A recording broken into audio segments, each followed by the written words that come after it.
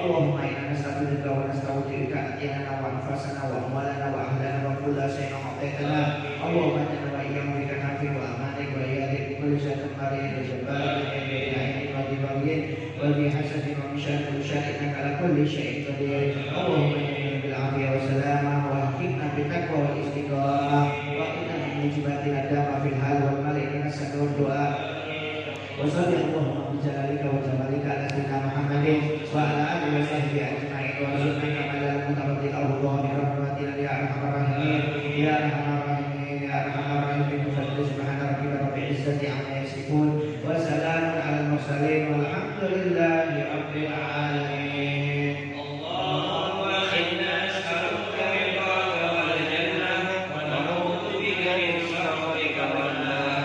اللهم إنا نسألك رضاك والجنة ونعوذ بك من سخطك والنار.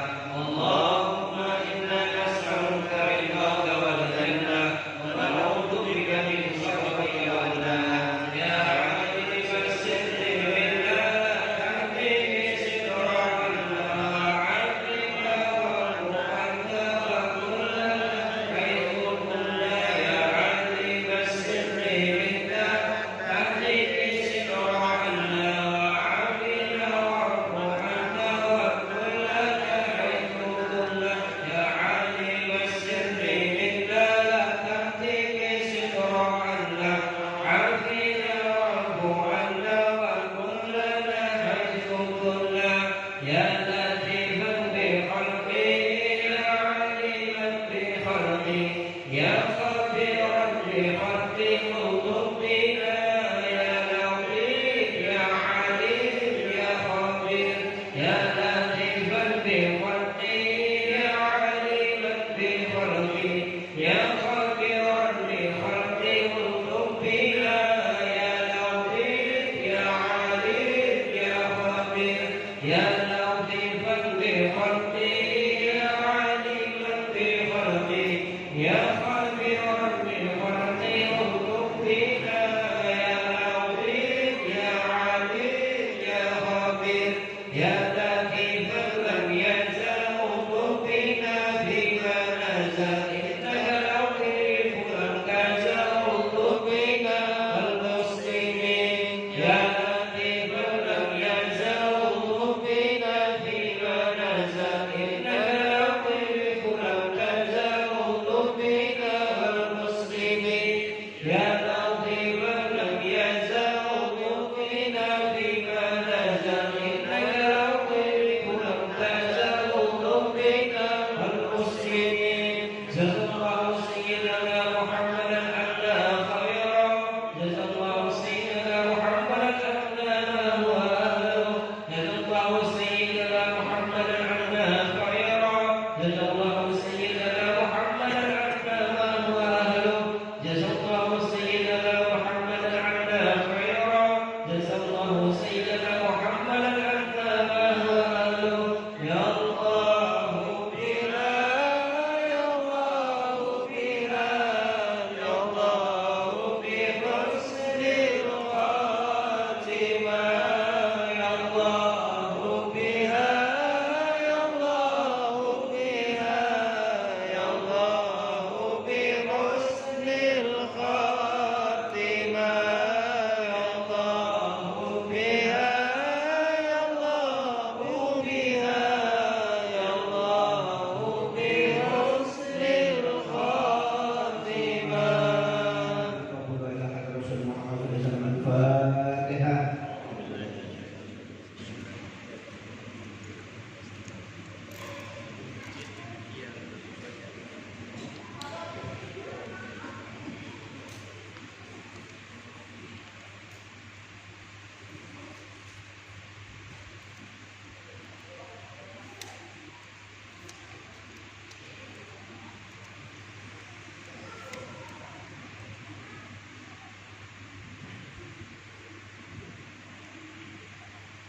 Assalamualaikum warahmatullahi wabarakatuh. Waalaikumsalam warahmatullahi wabarakatuh. Bismillahirrahmanirrahim. Alhamdulillahirabbil alamin wassalatu wassalamu ala asyrafil anbiya wal mursalin sayyidina wa habibina wa syafi'ina wa qurratu a'yunina wa maulana Muhammad.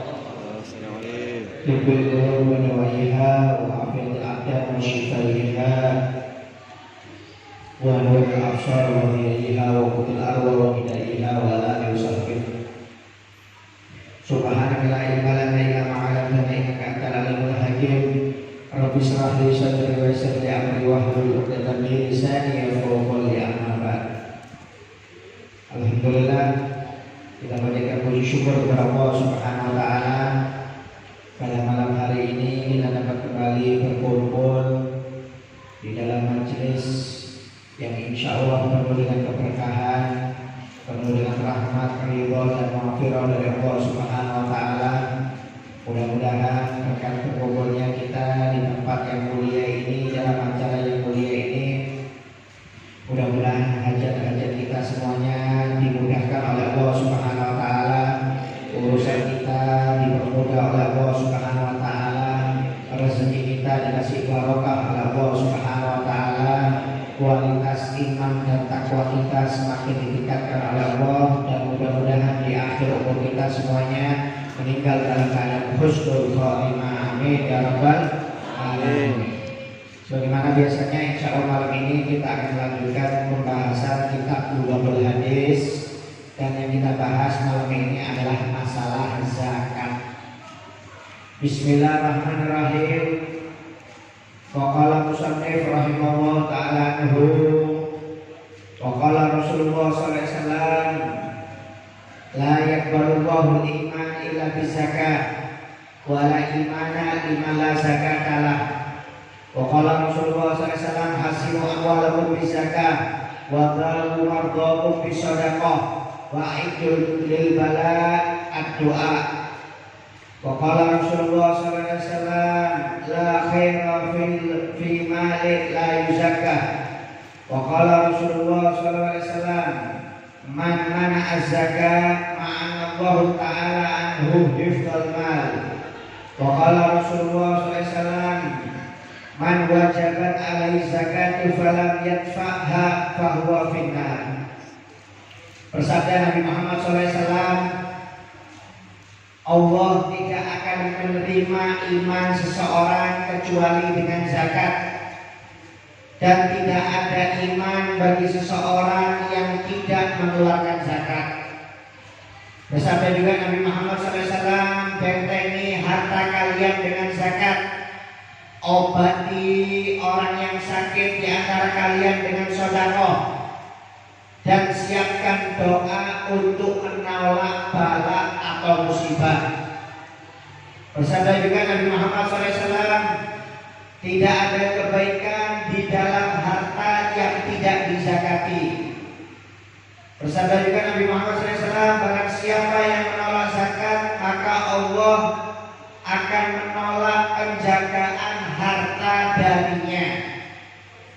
Bersabda juga Nabi Muhammad SAW, barang siapa yang wajib baginya zakat, kemudian dia tidak mengeluarkan, maka dia akan masuk ke dalam nerakanya Allah Subhanahu wa ta'ala. Jadi zakat ini hukumnya wajib, termasuk rukun Islam yang ketiga. Jadi setelah mengucapkan dua kalimat syahadat, kemudian melaksanakan sholat, dan yang ketiga adalah mengeluarkan zakat. Jadi zakat ini termasuk perintah dari Allah Subhanahu wa ta'ala. Tapi zakat ini ada kriterianya. Tidak semua orang bisa mengeluarkan zakat, dan tidak semua harta bisa dikeluarkan zakatnya. Apa itu zakat? Zakat itu kalau secara bahasa artinya at-tathhir wan nama. Zakat itu secara bahasa artinya adalah pembersihan dan pensucian. Itu artinya zakat. Jadi artinya zakat secara bahasa itu pembersihan dan pensucian. Yaitu juga artinya az-ziyadah al-khair wal barakah. Artinya zakat itu adalah penambahan kebaikan dan keberkahan. Itu artinya zakat. Jadi kalau orang mengeluarkan zakat, berarti hartanya akan disucikan, hartanya akan dibersihkan, hartanya akan ditambah, kemudian dikasih kebaikan,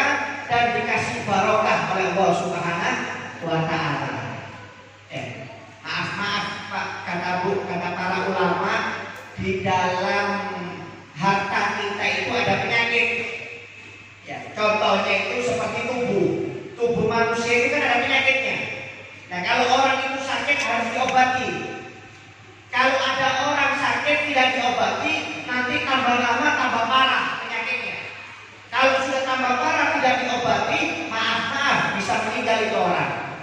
Contoh, ada orang mungkin maaf ya, umpamanya kena emah, ya, nggak diobati, tetap aja nggak bisa jaga makan, nggak pernah minum obat, tetap makan pedas, makan kecut, makan pahit umpamanya. Akhirnya tambah lama tambah kronis, masnya emahnya tambah kronis.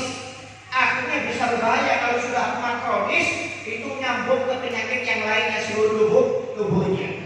Atau orang maaf ya, ada penyakit tidak diobati, dibiarkan, akhirnya kadang-kadang kalau nggak diobati bisa jadi tumor. Tumor itu penyakit yang dianggap jinak asian.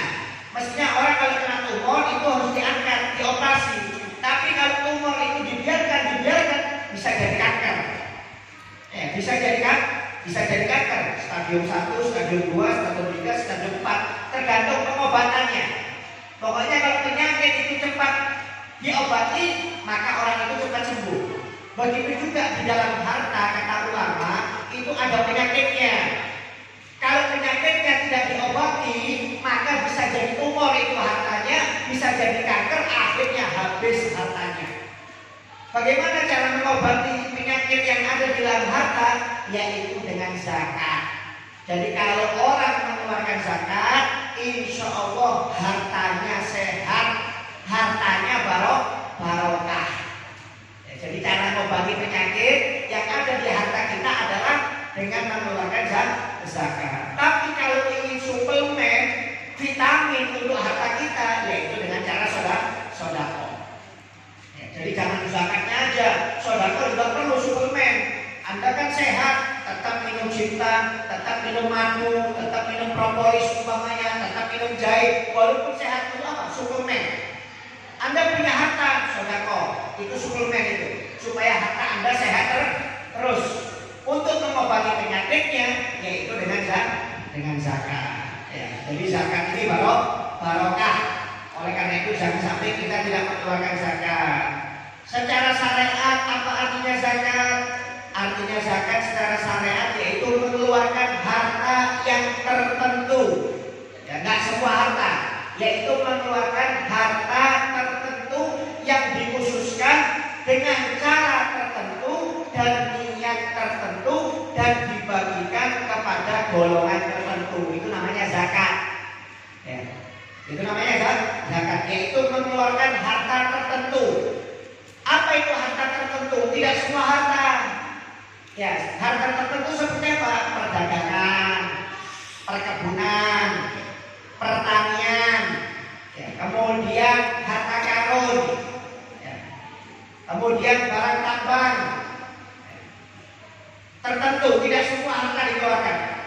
Ya, umpamanya ada orang beli rumah atau jual rumah, tidak perlu disakati. Dia beli mobil baru, disakati. Jual mobil, disakati. Tidak perlu, tidak semuanya. Ya, tidak semuanya disakati, kecuali kalau dia jual beli rumah, kecuali kalau dia jual beli mobil, itu baru disakati karena dihitung perdagangan.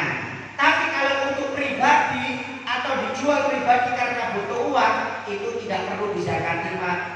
Jadi kadang-kadang orang salah paham, gara-gara tanahnya laku dijual, dikeluarkan zakatnya, nggak ada hubungannya. Itu kalau tanahnya laku, dikeluarkan uang, namanya sedekah, bukan zakat. Ada orang jual rumah, butuh uang atau warisan, dijual, dikeluarkan 2,5%, nggak ada hubungannya. Itu bukan zakat, itu namanya sedekah. Ya, jadi tidak semua harta dikeluarkan zakatnya, ada beberapa harta. Kemudian dengan cara tertentu. Maksudnya cara tertentu apa? Harus mencapai nisab. Kalau tidak mencapai nisab, maka tidak wajib. Contoh kalau perdagangan, nisab perdagangan itu kalau hartanya mencapai 84 gram emas, maka dia wajib untuk mengeluarkan zakat. Ya. Umpamanya maaf ada orang buka toko atau dagang ternak ayam atau yang lainnya lah. Yang penting dia ada dagang. Kemudian dilihat mencapai nisab enggak? Oh ternyata mencapai nisab 84 gram emas. Kalau diuangkan mungkin anggap jelek-jelekan umpamanya 50 juta. Kalau uang itu uangnya sampai 50 juta berarti dia wajib mengeluarkan zakat. Tapi kalau dia berdagang dihitung modalnya dan barangnya ternyata nggak sampai 50 juta maka nggak wajib zakat. Tidak wajib zakat, harus mencapai nisab dulu. Jadi maaf kalau ada orang punya toko kecil-kecilan modalnya cuma 20 juta, 25 itu nggak wajib zakat. Tapi kalau modalnya sudah 50 ke atas itu berarti dia wajib zakat. Jadi harus mencapai nisab. Jadi kalau orang berdagang tidak mencapai nisab maka tidak wajib mengeluarkan zakat. Dan cara selanjutnya adalah harus haul mencapai 1 tahun sempurna. Kalau sudah mencapai 1 tahun sempurna baru dikeluarkan zakatnya. Baru setengah tahun kerja dagang nggak wajib zakat. Baru 9 bulan umpamanya jualan buka toko perancangan nggak wajib zakat walaupun perputarannya 100 juta nggak wajib. Tapi kalau sudah mencapai 1 tahun kemudian dan mencapai nisab maka wajib mengeluarkan zakat. Berapa emas sekarang 1 gram? Berapa bu ibu ini yang tahu? Berapa emas 1 gram?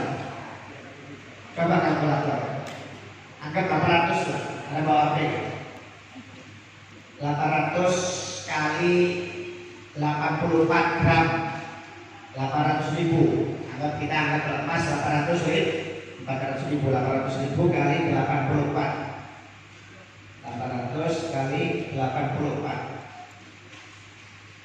kali 84 berapa? 67 juta. Ya anggap 70 lah. Ya, jadi kalau orang maaf kalau dihitung barang dagangannya sama modalnya dalam 1 tahun dia sudah bekerja, kemudian dilihat barangannya, dagangannya, kemudian sama modalnya di tabungan ada yang mencapai 70 juta, berarti dia wajib zakat. Kalau di bawah 60, di bawah 50, berarti dia tidak wajib zakat. Jadi harus mencapai nisab dan harus 1 tahun sempurna. Itu baru boleh dia untuk melaksanakan zakat. Tapi kalau dia mau nyicil umpamanya saya perputarannya ini dalam 1 tahun itu 100-200 juta. Kalau mau saya keluarkan langsung terlalu banyak, saya cicil per bulan, nggak apa-apa dicicil per bulan. Dicicil silahkan. Umpamanya zakatnya dalam 1 tahun mungkin 5 juta, dicicil sama dia tiap bulan 500 boleh, nggak ada masalah. Pokoknya yang penting nanti dalam 1 tahun harus dikalkulasikan. Kalau memang 5 juta, makanya dalam 1 tahun berarti pas. Tapi kalau nggak tahunnya lebih 7 juta, dia tinggal nambah sisanya saja yang dicicil tiap bulan. Jadi boleh cicil untuk mengeluarkan zakat. Karena maaf kadang-kadang kalau orang dagang banyak, mungkin seperti uangnya sampai 1 M, perdagangannya 500, 800. Ini kalau mengeluarkan zakat kan terasa. Mungkin sampai 20 juta, takut keberatan. Nah itu boleh dicicil tiap bulan, boleh, nggak ada masalah. Ya, jadi zakat itu tidak semuanya dan harus ada caranya mencapai nisab dan mencapai sempurna 1 tahun.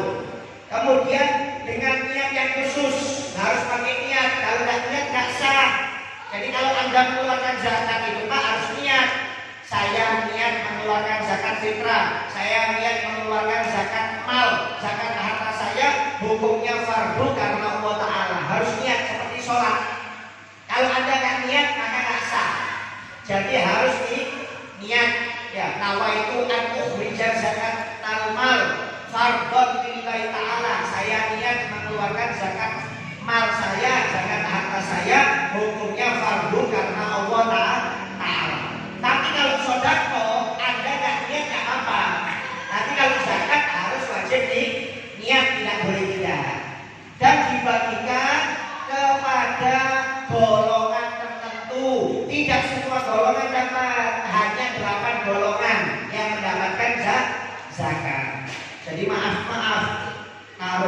masjid umpamanya ini uang zakat saya untuk pembangunan masjid. Tidak ada hubungannya Pak.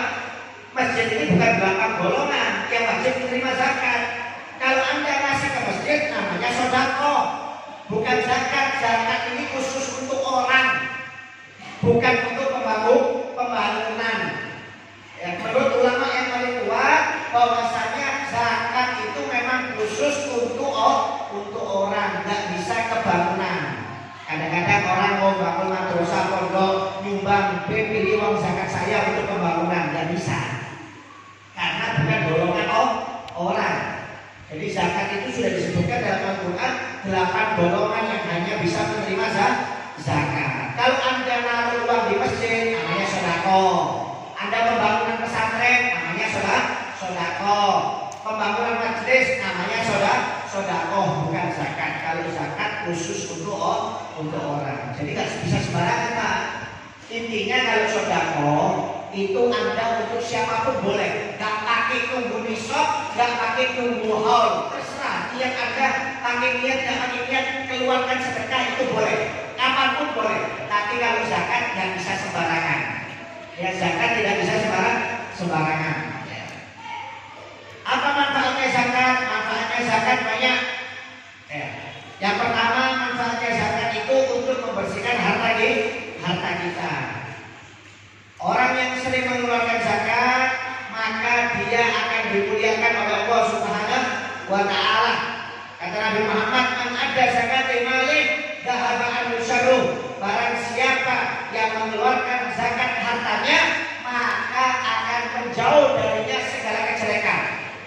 Jadi kalau orang itu mengeluarkan zakat hartanya dijamin hidupnya barokah, baik keluarganya, baik dirinya maupun hartanya, pekerjaannya akan barokah. Ya. Oleh karena itu jangan sampai itu tidak mengeluarkan zakat. Ya. Kata Allah Subhanahu wa Ta'ala dalam Al-Quran, "Khudh min amwalihim shadaqatan tutahhiruhum wa tuzakkihim biha." Keluarkan, kata Allah Ta'ala dalam Al-Quran, ambillah harta sedekah dari mereka. Maksudnya sedekah di sini adalah sedekah wajib. Untuk apa? Untuk membersihkan harta mereka dan mensucikan jiwa mereka dari sifat kikir, kata Allah Subhanahu wa Ta'ala. Jadi kalau orang sedekah itu Bu, ngajari dermawan. Orang itu dermawan. Kalau orang itu tidak mau mengeluarkan zakat, tidak mau sedekah, berarti orang itu kikir, pelit, waliyadzubillah min dzalik.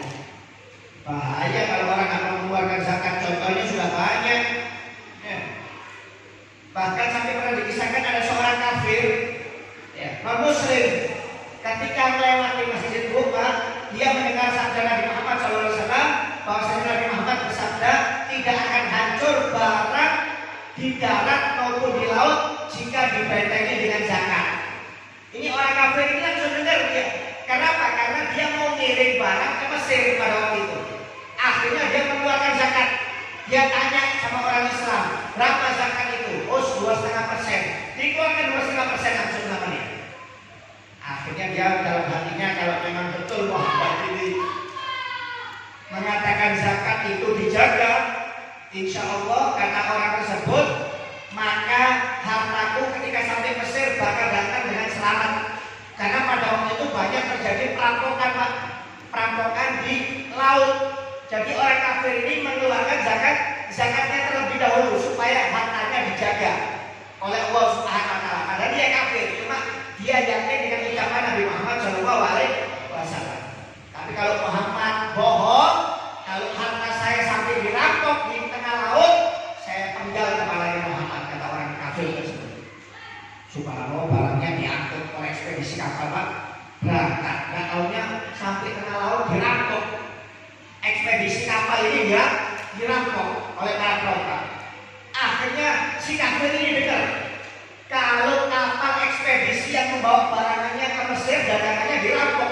Wah, dia langsung ambil pedang mau berangkat ke rumah Nabi Muhammad SAW, mau dipegang Nabi Muhammad sama orang kafir ini. Kenapa? Karena dia sudah mengeluarkan zakat. Kenapa hartanya kok dirampok? Katanya dijaga. Berangkat ini orang kafir ini. Gak tahunya ketika di tengah jalan sebelum sampai rumah Nabi Muhammad, orang kafir ini ketemu si pemilik panggil, sini. Kata si pemilik kapal. Datang itu orang kafir. Tanya, katanya kapalmu dirampok. Iya betul. Kok bisa? Ya nggak tahu. Memang banyak rampok di laut. Tapi kata si pemilik kapal, aku nggak usah khawatir. Saya sudah dapat kabar info semua barangnya orang dirampok, cuma barangku saja yang nggak dirampok. Semua barang di kapal itu dirampok, cuma barangku saja yang tidak dirampok. Bersyukur kamu. Selamat, barangku sudah sampai di Mesir. Saya sudah dapat info. Jadi Pak, kapal ekspedisi ini semuanya yang ada di ekspedisi dirampok, diambil oleh para perompak, kecuali hartanya orang kafir ini yang nggak diambil. Akhirnya orang kafir ini langsung senang. Datang yang aslinya mau ke rumah Nabi Muhammad, mau membunuh Nabi Muhammad, nggak jadi membunuh Nabi Muhammad, langsung ke rumah Nabi Muhammad mengucapkan 2 kalimat syahadat.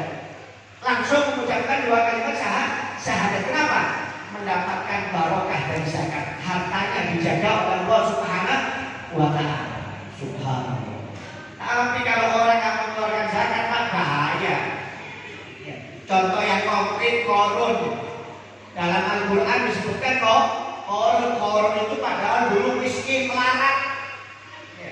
Ahli ibadah, makannya itu nunggu sedekah dari tetangga-tetangganya, Pak, saking miskinnya korun. Anaknya itu istrinya tiap hari nangis kelaparan. Jadi korun ini miskinnya luar biasa. Sampai dia datang kepada Nabi Musa, minta kepada Nabi Musa supaya mendoakan dia supaya jadi orang kaya. Bahkan satu kali dinasihati oleh Nabi Musa, nggak usah bingung kaya, yang penting kamu ahli ibadah, syukur, sabar. Gak lama kemudian datang lagi kepada Nabi Musa, minta didoakan kaya. Dinasihati sama oleh Nabi Musa, syukur, yang sabar, kamu ahli Taurat, ahli ibadah, ahli sholat, yang sabar, yang syukur. Datang lagi 3 kali, akhirnya didoakan oleh Nabi Musa alaihissalam. Subhanallah, ketika didoakan langsung naik ke sini. Orang ini tukang ahli emas, bikin perhiasan, langsung jadi kaya. Langsung dikasih titah oleh Allah Ta'ala tentang bikin emas. Langsung kaya, Pak, kaya aja.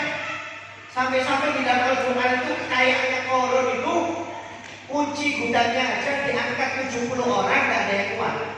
Kunci gudangnya, bukan hartanya, kunci gudangnya. Ya kalau satu gudang seperti masjid ini, Al-Isra ini, bisa nggak bayangkan? Itu Pak butuh berapa kunci aja? Itu kuncinya diangkat 70 orang, gak ada yang kuat. Saking kayanya kok Korun itu. Sampai dalam riwayat orang yang paling kaya mulai zaman Nabi Adam sampai hari kiamat cuma Korun. Gak ada yang bisa menandingi kayanya kok Korun. Makanya orang ganti harta apa? Harta karun. Gak ada hartanya Habib Fahmi. Walaupun di rumah saya dijamin, nunggu harta gak ada. Pasti orang mengatakan harta karun. Kenapa? Orang terkaya memang begini. Kaya. Ketika kaya naik, kaya raya, Korun dapat perintah dari Allah untuk mengeluarkan zakat. Cuma zakat zaman dulu itu 25%. Bisa nggak bayangkan? Bukan 2,5 loh. 25%, Pak. Jadi kalau Anda punya uang 100 juta, zakatnya 25 juta. Itu zaman dulu, zamannya Nabi Musa. Korun mikir, ya, umpamanya uangnya 1 triliun. Umpamanya uangnya Korun itu lebih dari 1 triliun. Suruh mengeluarkan zakat 25%, berarti kalau 1 triliun suruh mengeluarkan 250 miliar. Hartanya Korun itu banyak, kalau nggak bisa dihitung, di atasnya triliun mungkin sudah. Kalau miliar kan di atasnya miliar, triliun. Ya kalau di atasnya triliun itu nggak tahu apa lagi. Itu hartanya Korun. Saking kayanya Korun bicara sama Nabi Musa. Wahai Musa, kalau 25% kebanyakan. Minta dispensasi sama Allah Ta'ala. Jangan banyak-banyak, 1% kah, 2% kah. Katanya Korun, gak bisa, ini perintah dari Allah Ta'ala. Ingat kamu dulu miskin, kamu dulu melarat. Yang ngasih kekayaan itu Allah Ta'ala. Gak taunya Korun tetap nolak. Tetap nolak, tidak mau mengeluarkan zakat. Akhirnya ketika gak mau mengeluarkan zakat, Allah murka terhadap Korun. Maaf, bumi itu dibuka oleh Allah Ta'ala. Korun ditenggelamkan oleh Allah Subhanahu wa Ta'ala ke dalam perut bumi. Pertama yang ditenggelamkan bukan hartanya dulu, korunnya dulu. Ketika korunnya ditenggelamkan di perut bumi, pengikut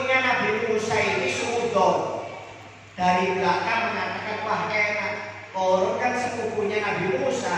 Kalau korun mati berarti warisannya jatuh kepada Nabi Musa. Pinter Nabi Musa itu. Minta kepada Allah Ta'ala supaya korun ini dibinasakan.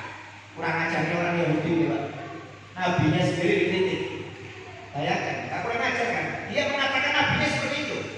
Wah, Nabi Musa ini sepupunya korun, sepupu tunggal ini penerima pewaris, warisannya jatuh kepada Nabi Musa. Pintar memang Nabi Musa ini, minta kepada Allah supaya korun ini ditenggelamkan. Akhirnya Nabi Musa dengar berdoa kepada Allah supaya hartanya korun juga ditenggelamkan. Akhirnya tenggelam korun dan seluruh hartanya. Habis Pak. Bayangkan. Kenapa? Karena nggak mau mengeluarkan zakat. Hati-hati. Orang kalau bisa itu maaf belajar sodako itu mulai dia nggak punya. Jangan mengatakan nanti kalau saya mau sodako percuma. Itu janji palsu. Orang kalau sudah mulai miskin nggak pernah sodako, itu kalau ketika kaya berat dia sodako. Tapi kalau sudah mulai dari bawah dia sosial dermawan, itu kalau kaya bakal lebih dermawan lagi. Tidak ada ceritanya orang nanti kalau saya kaya nanti sebanyak uangnya saya sedekah. Tidak ada, itu jadi palsu banyak seperti itu. Contohnya korun dan juga contohnya sahabat Nabi Muhammad. Itu lebih contoh konkret. Sahabat itu dulunya miskin Pak. Kalau sholat di belakang Nabi Muhammad, hadir pengajian duduk paling depan. Sahabat itu, tapi miskin sahabat itu. Melihat sahabat-sahabatnya banyak yang miskin, sahabat datang kepada Nabi Muhammad, ya Rasulullah, saya miskin, saya ingin jadi orang kaya, supaya bisa memberi sedekah makanan terhadap sahabat-sahabat saya yang miskin. Doakan ya Rasulullah supaya saya bisa jadi orang sukses. Kata Rasulullah SAW, wa ta'ala qalilun yakfir min katsirin yudhik. Wahai sahabat, hartamu sedikit seperti sekarang, itu kamu harus bersyukur. Daripada kamu kaya, belum tentu bisa seperti ini. Sekarang kamu bisa sholat di belakang saya, bisa hadir pengajian duduk di depan. Kalau kaya, belum tentu kamu bisa seperti ini kata Nabi Muhammad. Syukuri aja. Akhirnya pulang. Besoknya lagi datang lagi minta kaya kepada Nabi Muhammad. Dinasehati sama lagi oleh Nabi Muhammad. Pulang sahabat, besoknya lagi minta lagi nasihat kepada Nabi, minta doa lagi kepada Nabi Muhammad. Akhirnya karena sudah 3 kali minta doa, akhirnya didoakan oleh Nabi Muhammad. Allahumma barik fi mali Sa'laba. Ya Allah, berilah keberkahan di dalam hartanya Sa'laba. Sa'laba punya kambing Pak. Kambing ini maaf kambing Sa'laba ini setelah didoakan oleh Nabi Muhammad, lahirnya itu nggak normal. Biasanya kalau kambing normal itu 5 bulan keluar 1, 5 bulan keluar 1. Ini 2 bulan keluar 3, 2 bulan keluar 4, 2 bulan keluar 3. Jadi di bawah ukuran normal orang lain. Jadi banyak cepet, wah tambah banyak salah beri hartanya. Dulu kambingnya cuma 2 aja Pak. Ternaknya cuma 2. Banyak yang dulu aktif pengajian, aktif sholat 5 waktu di belakang Nabi, akhirnya subuh dan isya yang aktif.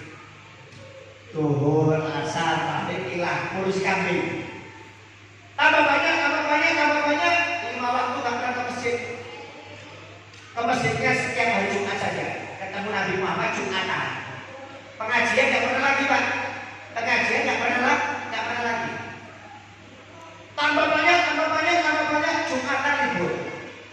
Jumatan libur. Nabi tanya, mana sahabat? Biasanya sholat di belakangku, hadir pengajian di depan, ini tak pernah kelihatan.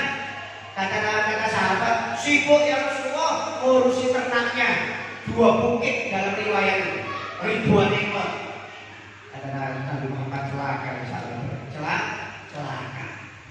Ayat itu turun ayat Nabi Muhammad untuk mengambil zakat. Diperintahkan sahabat-sahabat untuk mengambil zakat. Fulan bin Fulan keluar, Sayyidina Abu Bakar keluar, Sayyidina Umar keluar, zakatnya Sayyidina Utsman keluar. Ketika datang kepada Sa'labah, kata Sa'labah, wah mulai kapan ini Islam ada pajak? Islam ada apa? Pajak. Dulu dia melarat Pak. Dia gak ingat niatnya untuk ngasih makan saudaranya umat Islam yang miskin. Ketika dimintai zakat saja ya dengan sodako, dimintai zakat nggak mau. Mereka pada umat Islam pakai pajak. Kamu keliling aja dulu. Nanti kalau sudah mau pulang ke Nabi Muhammad, kamu balik lagi ke saya. Akhirnya keliling sahabat. Semuanya mengeluarkan, balik lagi kepada Nabi, kepada Sa'labah. Tetap Sa'labah nggak mau mengeluarkan. Nanti aja sudah, saya pikir-pikir dulu. Kata Sa'labah, lumayan ini bisa mengeluarkan ratusan ekor saya. Ya kalau 1 ekor 3 juta, ratusan berapa Pak? Ya, mungkin 300 juta, itu hitungan Sa'labah ya. Akhirnya ya Rasulullah, ini zakatnya fulan, ini zakatnya fulan, ini zakatnya fulan, kata sahabat. Ini zakatnya fulan. Kemudian ini zakatnya fulan. Terus Nabi Muhammad tanya, mana zakatnya Sa'labah? Sa'labah masih pikir-pikir ya Rasulullah. Akhirnya Nabi Muhammad mengucapkan celaka Sa'labah 2 kali. Akhirnya turun ayat dari Allah Ta'ala bahwasanya Nabi Muhammad haram menerima zakat dari Sa'labah. Kata Allah Subhanahu wa taala dalam Al-Qur'an, ada beberapa orang ketika dia nggak punya, dia diniatkan untuk Allah Ta'ala untuk membantu saudara-saudaranya. Tapi ketika saya kasih, saya kabulkan niatnya, dia berpaling dan menjauh dari aku, kata Allah Subhanahu wa taala. Maksudnya Sa'labah. Akhirnya ketika dengar itu Pak Sa'labah bahwasanya Allah menurunkan ayat terhadap dirinya, langsung bawa puluhan ekor kambing dari Nabi Muhammad. Ya Rasulullah, ini zakatku ya Rasulullah. Kata Rasulullah, terlambat dari Sa'labah. Allah sudah mengharamkan menerima zakat dari dirimu, bawa pulang. Tidak akan aku terima sampai kapanpun, kata Nabi Muhammad. Ayat Pak, ayat Al-Quran itu turun sampai kapanpun. Nangis Sa'labah. Meninggal Nabi Muhammad, hidup bersama Sayyidina Abu Bakar, keluarkan zakat lagi. Ya Abu Bakar, terima zakatku. Kata Abu Bakar, Nabi Muhammad aja gak berani menerima, apalagi aku Abu Bakar. Minta maaf, pulang. Sampai kapanpun gak akan saya terima zakatmu. Sa'labah.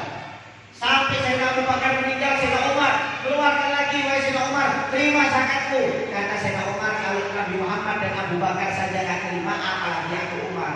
Bawa pulang sampai kapanpun tidak akan aku terima. Akhirnya dalam riwayat Sa'labah meninggal dalam keadaan tidak bagus di zaman Sayyidina Umar bin Khattab. Waliyahulillah bin dari. Bahaya, kenapa nggak mau mengeluarkan zakat? Nggak mau mengeluarkan zakat. Dan zakat ini barokah. Harta kita akan dijaga oleh Allah Subhanahu wa taala. Tapi kalau mau zakat Pak, bahaya Pak. Sampai pernah dikisahkan Abu Bakar As-Siddiq ketika mengubur jenazah, itu ketika jenazah tersebut dimasukkan ke dalam liang kubur, dan tahunya ada benda Pak bergerak-gerak dari dalam tubuh jenazah tersebut. Dibuka kain kafannya oleh Abu Bakar As-Siddiq, dan tahunya ada ular besar seperti ular piton melilit jenazah tersebut, mencabik-cabik tubuhnya jenazah dan menghisap darah. Lompat Pak ke atas Abu Bakar As-Siddiq, ambil balok kayu, ya mau dipukul, kemudian masuk lagi ke kubur, mau dipukul itu ular oleh Abu Bakar As-Siddiq. Ketika ular ini mau dipukul oleh Abu Bakar As-Siddiq, ular ini mengucapkan 2 kalimat syahadat, asyhadu an la ilaha illallah wa asyhadu anna Muhammadar Rasulullah. Wahai Abu Bakar, kamu jangan memukul aku diperintahkan oleh Allah untuk menyiksa ini mayit sampai hari kiamat dibangkitkan oleh Allah Ta'ala. Kaget sudah Abu Bakar. Ular bisa berbicara dengan izin Allah Ta'ala. Hanya apa kesalahan orang ini, wahai ular? Orang ini memiliki 3 kesalahan. Barang siapa dari umat Muhammad yang melakukan satu saja dari 3 kesalahan ini, maka siap-siap di dalam kubur akan aku datangi, aku siksa sampai hari kiamat dibangkitkan oleh Allah Ta'ala. Yang pertama, tarikus sholat. Orang yang sering meninggalkan sholat dan meninggal tidak bertobat kepada Allah, maka siap-siap di dalam kubur akan aku siksa sampai hari kiamat dibangkitkan. Dan yang kedua, yaitu tarikus zakat. Tidak mau mengeluarkan zakat pada hartanya mencapai nisab. Barang siapa dari umat Muhammad yang hartanya mencapai nisab dan dia tidak mau mengeluarkan zakat, tidak bertobat sebelum meninggal, maka siap-siap ketika masuk dalam kubur akan aku siksa sampai hari kiamat dibangkitkan oleh Allah. Dan yang ketiga, yaitu orang yang suka mengkritik ulama, mencaci ulama. Hati-hati. Kita ini bukan kapasitas kita untuk mengkritik, mencaci ulama, apalagi zaman sekarang. Kadang-kadang orang sok pintar mengkritik ulama, dibilang sesat, Dibilang kurang ajar itu ulama, ya, diolok hati-hati. Lisan ini dijaga. Ya. Menghina ulama itu seperti Anda meminum racun, kata para ulama. Ulama itu pewaris Nabi Muhammad SAW. Kalau kita mencaci ulama, berarti kita mencaci Nabi Muhammad SAW. Orang sekarang Pak, maaf kadang-kadang baru belajar mengatakan Imam Syafi'i sesat, Imam Ghazali sesat, Syekh Abdul Qadir Jailani sesat, seakan-akan dirinya top, seakan-akan dia hafal Quran. Yang dikritik hafal Quran, yang dikritik ahli ibadah, yang dikritik ulama kasihnya Allah Ta'ala, yang mengkritik gak hafal Quran, yang mengkritik bukan ahli ibadah, isinya sombong, isinya riak kadang-kadang. Waliyadzubillah. Hati-hati, jangan ikut aliran-aliran yang suka menghina atau mengkritik ulama. Kita sampai kita sendiri sudah bekerja. Jadi yang kita kritik bukan sembarangan orang itu, Pak. Orang yang hafal Quran mulai umur 6 tahun kadang-kadang. Orang alim yang sudah diakui ilmunya oleh dunia. Kadang-kadang kita kritik waliyadzubillah. Hati-hati, kita melakukan salah satu saja dari 3 kesalahan ini akan diadab oleh Allah Subhanahu wa taala di dalam kubur dengan ulang. Bahkan diriwayatkan bahwasanya sahabat Nabi Abdul bin Abbas Pak, pernah kubur seseorang yang hartanya banyak, kaya. Ketika mau dikubur Pak, digali kuburannya ada ular. Akhirnya sahabat Abdul bin Abbas suruh cari kuburan lain, digali sama ada ularnya. Sampai 7 kuburan digali semuanya ada ular Pak. Kata Abdul bin Abbas, apa kesalahan orang ini? Kata warga sekitar, orang ini tidak mau mengeluarkan zakat. Akhirnya Abdul bin Abbas tidak ada pilihan, tetap masukkan dalam kubur walaupun dimakan ular. Akhirnya tetap dimasukkan kubur dengan ular. Bagi yang bilang enggak mimpi. Bahkan pernah ada kisah di Saudi Pak. Ada orang ketika mau dikubur Pak, maaf, ketika mau dikubur di Saudi ini kisahnya ini orang kaya, tarik zakat. Ketika mau dikubur Pak, nggak tahunya ayatnya datang. Di dalam kuburannya itu ada ular besar. Orang-orang takut. Ya. Akhirnya kata orang yang lain itu sudah kita pindah aja kuburan. Akhirnya digali lagi kuburan yang baru di satu tempat itu kuburan itu. Ketika digali sama juga Pak, ada ularnya.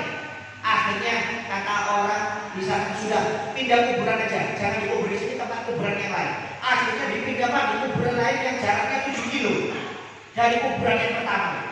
Gak taunya ketika dipindah kuburan digali sama Pak ada ularnya juga. Akhirnya kata ulama, kalau nggak mau ya harus diangkat ularnya. Harus siapa yang berani bisa mengangkat ularnya. Akhirnya dipanggil pawang ular, diambil ularnya Pak dari dalam kubur itu.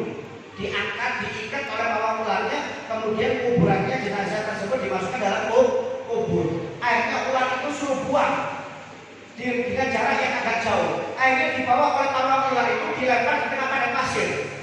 Mungkin jaraknya 500 meter atau 1 kilo. Subhanallah ketika dilempar itu Pak, ular itu langsung balik lagi ke kuburan tersebut. Bahkan dikejar oleh pawangnya, itu pawangnya kalah larinya dengan ularnya. Langsung ular itu langsung lari masuk lagi ke dalam kubur orang jenazah tersebut. Tidak tahu kenapa orang yang ditinggal itu, yang meninggal itu ternyata tidak mau mengeluarkan zakat selama hidupnya. Dia bilang ini kisah nyata ya.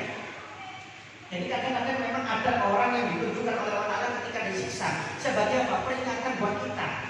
Hati-hati, jangan main-main dengan perintah Allah Subhanahu wa Ta'ala. Oleh karena itu wajib untuk kita untuk mengeluarkan zakat. Jangan sampai tidak mengeluarkan zakat. Kalau harta anda mencapai nisab, maka wajib mengeluarkan zakat. Nisabnya 84 gram emas.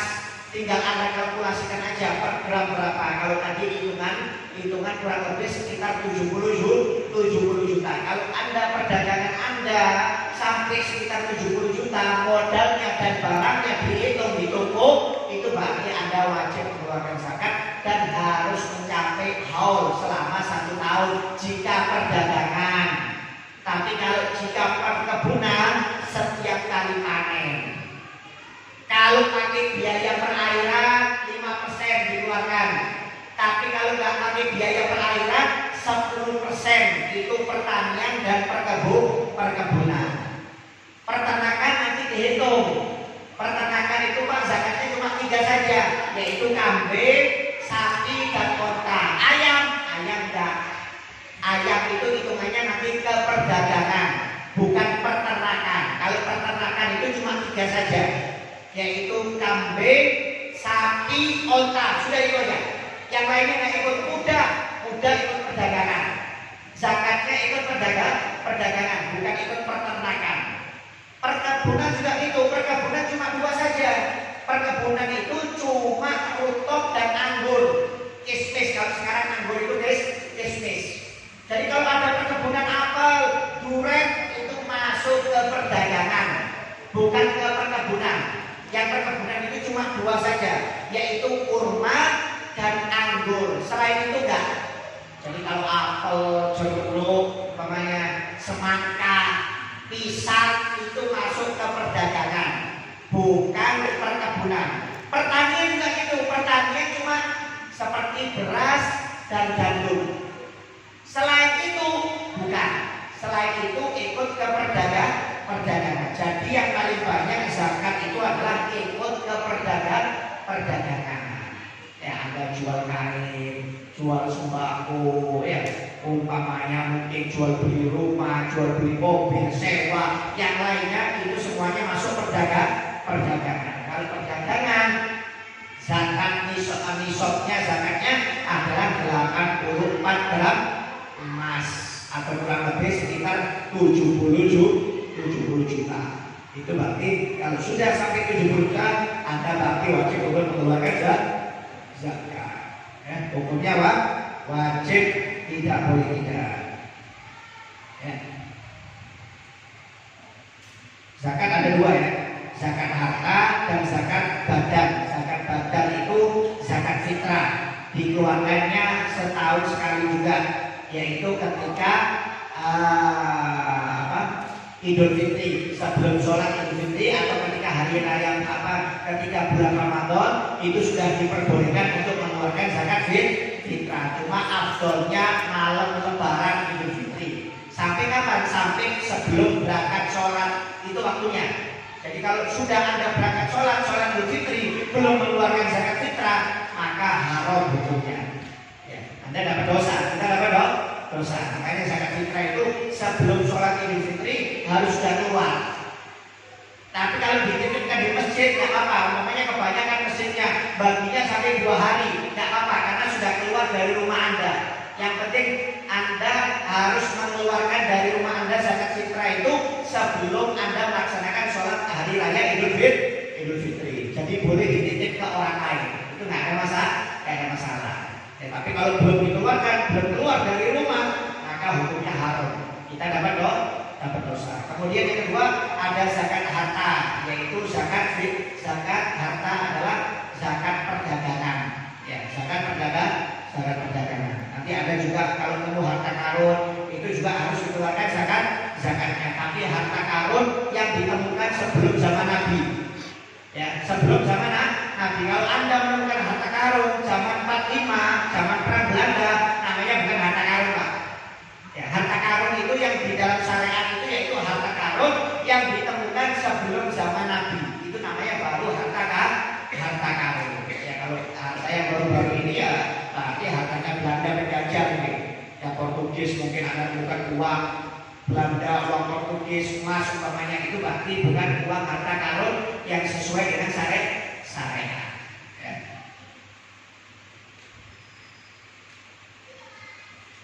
Wallahu a'lam bishawab. Mungkin ada mau bertanya, silakan. Kalau ada mau bertanya. Oke.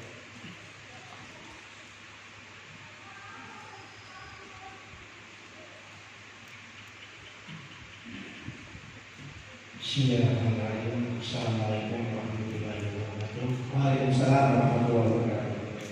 Yang kami tanyakan ini ke masyarakat. Kami kan dari biasanya RT ini kan setiap ada zakat itu dilaksanakan pada malam Idul Fitri. Nanti kalau sampai kepada kami itu kadang-kadang sampai jam 11 malam baru kami bagikan amplop-amplopnya. Dan tidak mungkin kami bagikan langsung pada orang itu juga. Nah, pagi kita sholat Idul Fitri lagi. kemudian kita silaturahim. Ini tidak masalah kan? Ada kadang-kadang sampai berapa hari baru kita bagikan kepada yang wajib menerimanya, ya. Atau kita tidak berdosa gitu. Dan apapun. Terima kasih. Assalamualaikum warahmatullahi wabarakatuh. Ya, jadi gini ya, saya tadi kan sudah ngomong, jadi yang penting zakat itu sudah keluar dari rumah Anda atau sudah Anda keluarkan.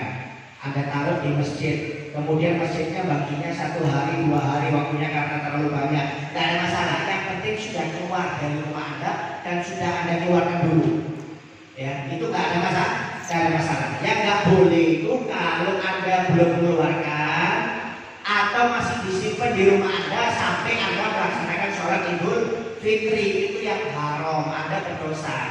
Tapi kalau selama sudah keluar, walaupun belum dibagikan, yang penting sudah keluar dari rumah Anda, mungkin di rumah tetangga, dititipkan rumah tetangga atau ditaruh di masjid, baru dibagikan besoknya atau lusanya, nggak ada masalah.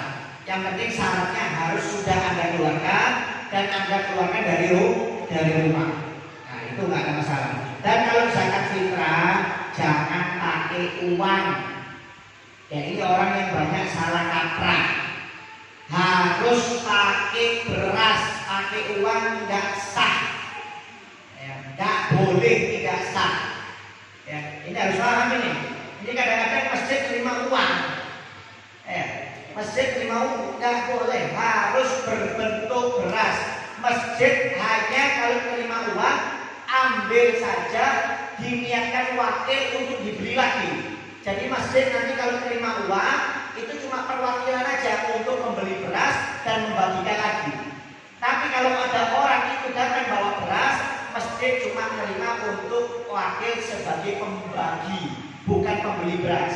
Kalau bentuknya beras. Tapi kalau ada orang datang bawa uang, maka masjid terima, saya terima uang dari Anda untuk saya belikan beras dan saya bagikan. Nah, itu seperti itu. Jadi nggak boleh. Dalam berbentuk uang tidak boleh.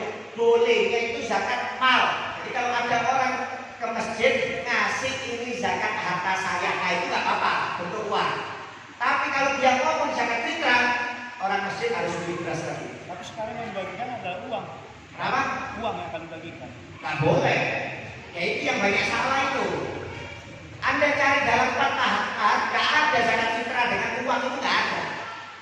Itu cuma kalkulasi harganya beras sekian disamakan. Jadi kadang-kadang orang karena nggak sempat beli beras karena sibuk, akhirnya cuma titip uang. Bukan berarti zakat fitrahnya berupa uang. Jadi gimana kami yang memberikannya? Ya jangan diulang lagi.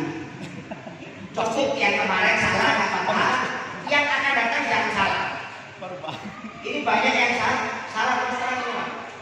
Ini banyak orang salah paham. Jadi nggak boleh. Anda lihat dalam madhab apapun nggak ada, nggak boleh. Semua yang empat madhab ini, semua yang pendapat kuat harus berbentuk kebutuhan pokok sesuai negaranya masing-masing. Kalau di Arab gandum, kalau di Indonesia adalah beras. Jadi jangan salah, wajib mengeluarkan beras. Kemudian amil itu bukan amil masjid, amil yang diangkat oleh pemerintah. Jadi masjid, orang yang di masjid itu panitianya nggak boleh ngambil zakat, haram hukumnya. Kecuali kalau termasuk 8 golongan nggak apa-apa, boleh ngambil. Tapi kalau panitianya kaya, nggak haram, nggak boleh ngambil. Itu bukan amil. Amil yang di dalam kitab syariat itu amil yang diangkat oleh pemerintah, bukan diangkat oleh masjid. Sekarang masjid dengan ambil dapat zakat, ambil zakat, nggak boleh. Itu bukan ambil, itu ambil yang ditentukan oleh pemerintah. Ini banyak kesalahan-kesalahan masalah zakat fitrah. Intinya pokoknya kalau Anda mengeluarkan zakat fitrah harus berupa beras, jangan kasih uang. Ya, kalau masjid terima uang, belikan lagi beras berupa beras baru dibagikan nanti. Nanti kalau yang terima mau jual lagi ke toko nggak apa-apa, terserah yang terima.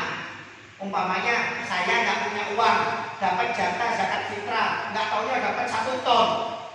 Umpamanya saya jual ke toko 1 ton, saya dapat uang nggak apa-apa, itu hak saya. Tapi kalau orang langsung ngasih berupa uang kepada fuqara wal masakin, zakat fitrahnya berupa uang, ini yang salah, nggak boleh. Ya, jadi harus hati-hati. Ya nggak apa-apa. Jadi Anda pokoknya yang penting sebelum sholat Id itu Anda harus sudah membayar zakat atau mengeluarkan zakat, dikeluarkan dari rumah, kemudian berupa beras, jangan uang, ya, kemudian panitia tidak boleh untuk mengambil tersebut kecuali kalau dia termasuk 8 golongan. Kalau kaya dia nggak boleh sama sekali, ya karena bukan termasuk amil. Banyak.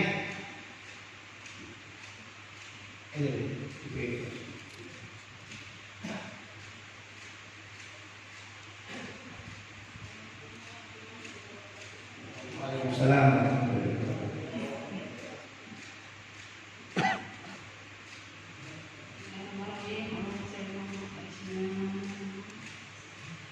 Yang saya tanyakan di masalah tentang seekor ayam ini. Saya ini sebenarnya bukan ayam ini, tapi mungkin ayam ini datang menyasar sama anaknya ini kecil gitu. Yang saya tanyakan ini takutnya nanti ayam ini jadi banyak nih, takut dipotong, takut makan nanti akan haram gitu, atau bagaimana? Atau saya jelaskan aja untuk ngasih makannya saya tadi. Gimana? Ayam ini kan ceritanya ayam ini datang gitu. Mungkin ceritanya ini lepas di hidupnya gitu. Jadi mungkin saya kasihkan gitu, saya ambil ini ayam ini gitu. Saya tanya ke tetangga, dia takut ayamnya kan gitu. Jadi tidak ada tetangga yang punya ayam gitu. Jadi saya kasih makan, besar beneran jinak gitu, sampai sekarang gitu. Dipotong gitu. Kalau Anda memeliharanya aja nggak ada masalah, yang penting jangan dimakan, jangan dipotong.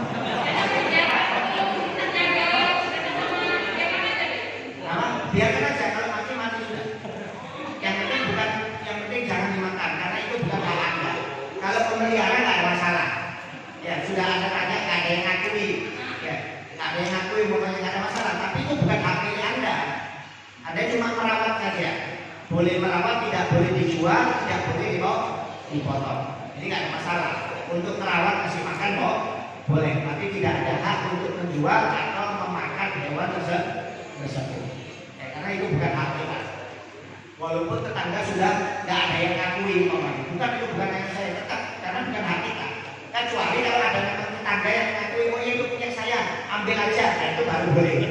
Tapi kalau nggak ada yang mengakui, berarti tetap nggak ada boleh. Kalau sudah ada yang mengakui dan mengizinkan kepada Anda, baru boleh Anda jual atau Anda potong seperti itu.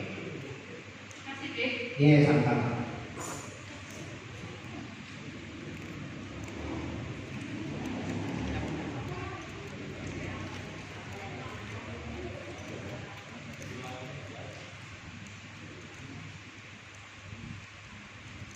Assalamualaikum warahmatullahi wabarakatuh. Waalaikumsalam warahmatullahi wabarakatuh. Mohon dijelaskan pengertian fisabilillah dan wabana sabil. Fisabilillah dan wabana sabil. Fisabilillah wa fisabil itu adalah orang yang berjihad. Fisabilillah itu orang yang jihad di jalan Allah.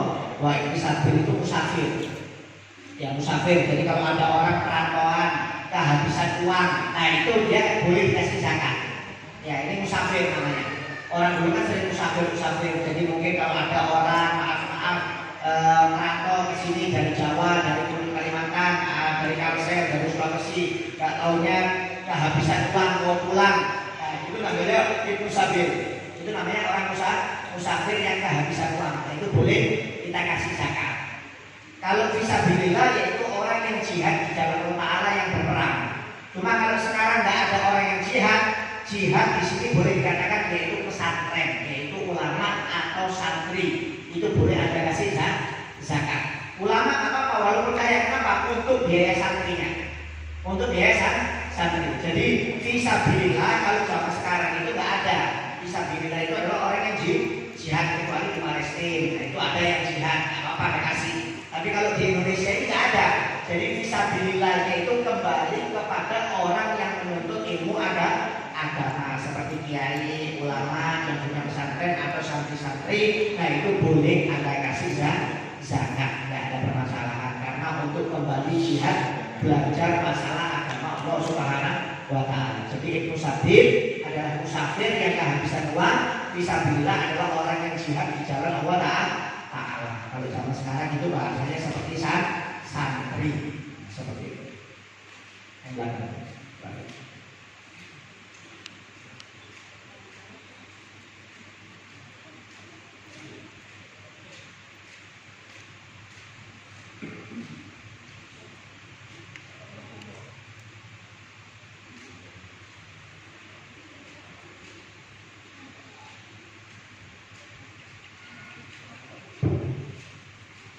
Assalamualaikum warahmatullahi wabarakatuh. Waalaikumsalam. Allahumma sholli ala Muhammad. Jadi saya mau tanya ini kan, saya kan juga kurang paham masalah sholat asar sama sholat zuhur. Sholat zuhur ini kan tidak ada suara nyabit. Mungkin kalau baca nyabit mungkin itu sirk atau saya nggak tahu kan. Nah, saya tanyakan ini kan niat sama bid ya kan, niat sama terus baca doa kita. Nah, saya kurang yang saya kurang paham ini kapan waktunya kita baca surat Al-Fatihah itu tadi. Assalamualaikum warahmatullahi wabarakatuh. Jadi maksudnya antara istilah sama Fatihah. Mungkin niat sama-sama imam di saya sebagai makmum kan cuma saya tanya kapan tepatnya pas baca surat Al-Fatihah itu sebagai makmum.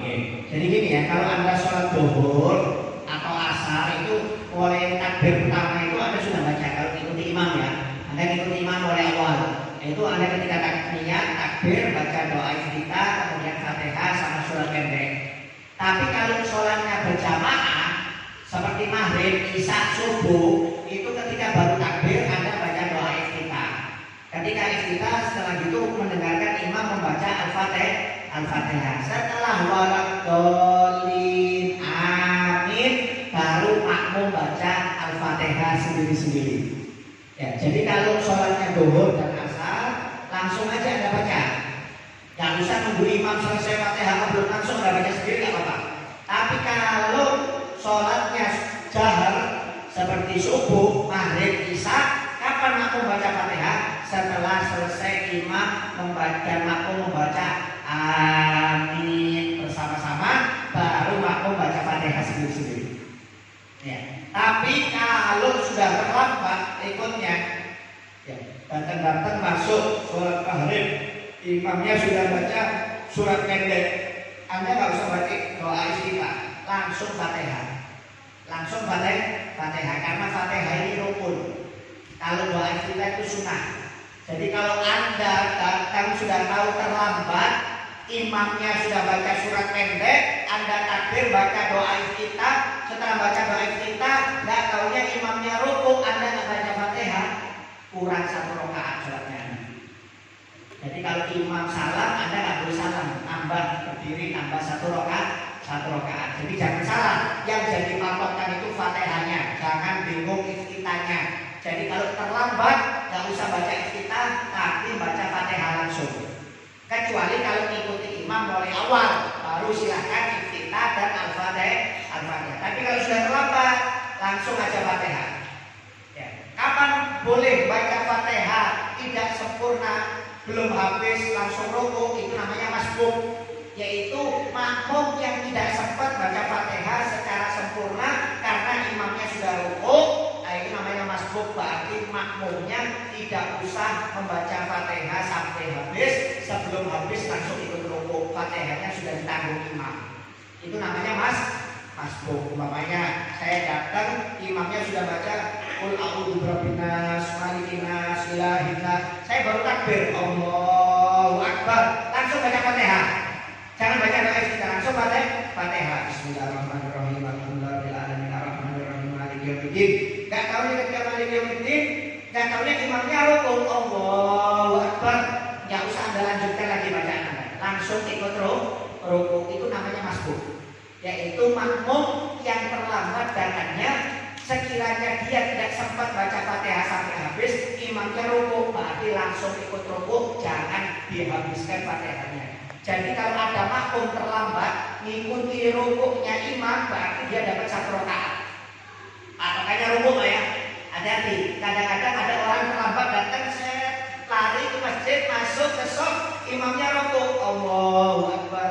Dia masih takbir, Allahu Akbar. Imamnya berdiri dari rukuk, Sami Allahu liman hamidah. Ketika mau berdiri belum sempurna aja, Sami Allah itu makmum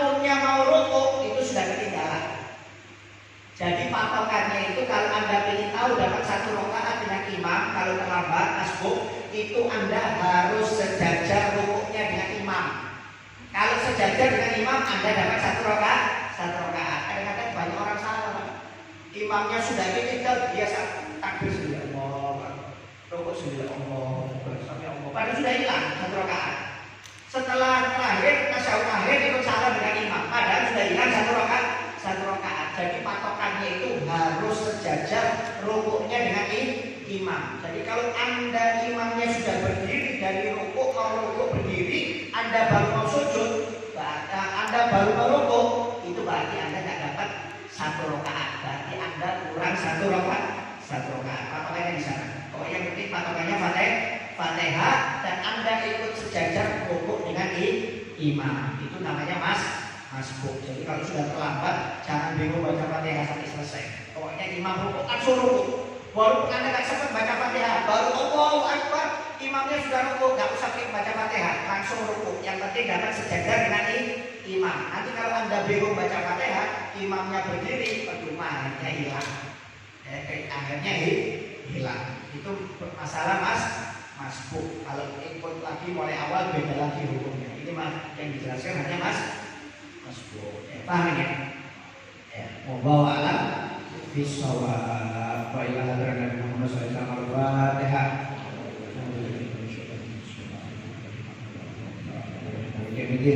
Ya kana abdu ya kana sayyidina surah al-mustaqim surah al-ladzina an'amta 'alaihim ghairil maghdubi 'alaihim waladdallin. Kemudian saya minta kepada hadirin atau hadirat keikhlasannya untuk saya bisa titip doa. Ya, insya Allah pembangunan majelis taklim Ratibul Hadar sudah mulai dibangun. Ya, ini sudah mau panjang. Saya minta kalau bapak-bapak, ibu-ibu kalau habis sholat titip doa. Mudah-mudahan pembangunannya dikasih barokah, dikasih kelancaran, kemudahan, bisa cepat jadi dan bisa dimanfaatkan. Ya, alhamdulillah kita dapat tanah di Jalan AKP Sangpaduan samping gereja. Jadi insya Allah akan kita bangun madrasah diniyah, pendidikan agama, belajar Al-Quran, fikih, kemudian bahasa Arab seperti nahwu, sorof, macam-macam. Dan di atas, lantai atas akan dibangun 2 lantai. Yang lantai atas itu kita bangun untuk majelis taklim Ratibul Hadar. Ya, jadi saya minta titip doanya setiap habis sholat. Ya, memang dana penting, tapi doa lebih penting. Ya, apa tahu dengan doa ini yang mustahil bisa jadi tak mustahil, yang aslinya susah bisa dikasih gampang oleh Allah Ta'ala. Oleh karena itu saya minta tolong setiap habis doa, kalau ingat doakan, mudah-mudahan pembangunannya dikasih kemudahan, dikasih barokah Allah Subhanahu wa taala. Amin ya rabbal alamin.